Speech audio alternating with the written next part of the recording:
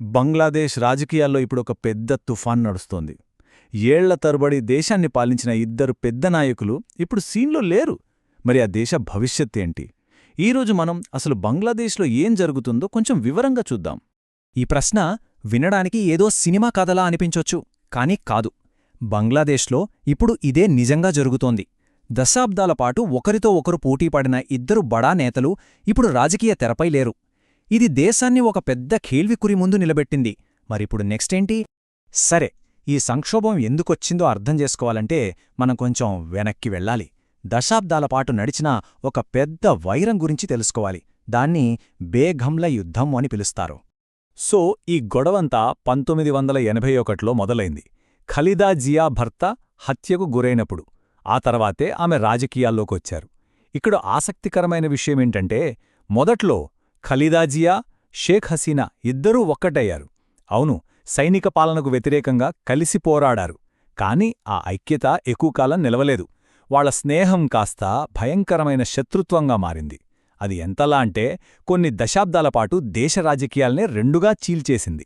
అంటే బంగ్లాదేశ్ రాజకీయాలు మొత్తం ఈ ఇద్దరు నాయకురాళ్ల చుట్టూనే తిరిగాయన్నమాట. ఒక పక్క షేక్ హసీనా, ఆమె పార్టీ అవామీ లీగ్. మరోపక్క ఖలీదా జియా, ఆమె పార్టీ బిఎన్పి. దేశం అక్షరాలా ఈ రెండు శక్తుల మధ్య విభజించబడింది. అయితే దశాబ్దాల పాటు సాగిన ఆ యుగం ఇప్పుడు ఒక్కసారిగా ముగిసిపోయింది. దాంతో బంగ్లాదేశ్లో ఒక పెద్ద అధికార శూన్యత, అంటే పవర్ వాక్యూమ్ ఏర్పడింది. ఈ శూన్యతకు రెండు కీలక సంఘటనలు కారణం. ఒకటి, డిసెంబర్ 30న ఖలీదా జియా మరణించారు. ఆ తర్వాత 2024లో జరిగిన పెద్ద ఎత్తున నిరసనలతో షేక్ హసీనా పదవి వదిలేసి దేశం విడిచి పారిపోవాల్సొచ్చింది. అంతే, ఈ రెండు సంఘటనలతో బంగ్లాదేశ్లో ఒక శకం ముగిసిపోయింది. సరే, ఇప్పుడు ఈ అధికార శూన్యతను ఎవరు భర్తీ చేస్తారు? ఒక కొత్త తరం ముందుకొస్తోంది.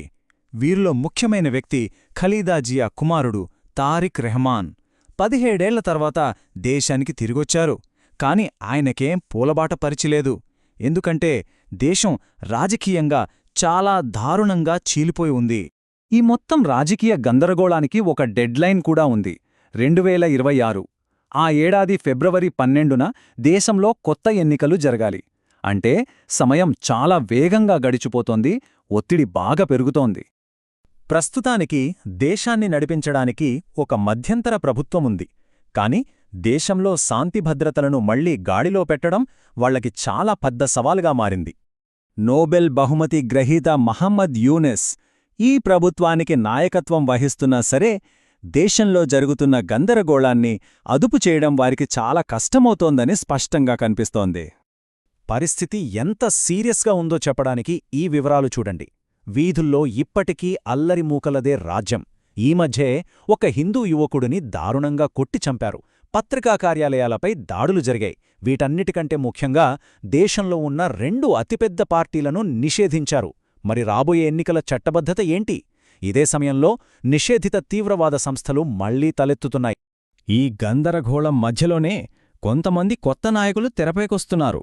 కాని వాళ్లు కొత్త, పాత ప్రమాదాలను కూడా ఎదుర్కోవాల్సొస్తోంది. ఇప్పుడు అందరి దృష్టి తారిక్ రెహమాన్ పైనే ఉంది.